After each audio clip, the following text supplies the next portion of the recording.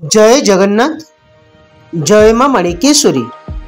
कलाहांडी जिला थुआमूल रामपुर ब्लॉक रो 100 विशिष्ट छात्रीनिवास सरकारी उच्च विद्यालय बड़छत्रंग ठारे कर्तव्य पक्षरु 29 नवेम्बर 2025 तारीख शनिवार दिन शिशु महोत्सव पालित होइथिला।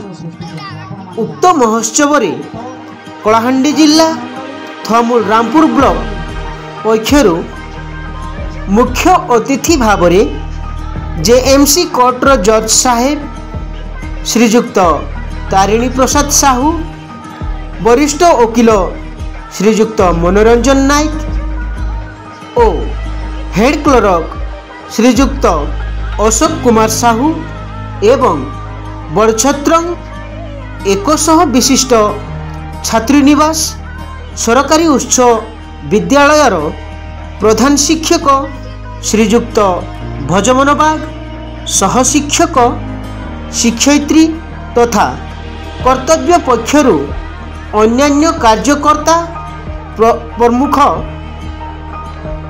उपस्थित थाई छात्र छात्री मानकु विभिन्न प्रतियोगिता एवं मनोरंजन धार्मिक कार्यक्रम कराई थिले।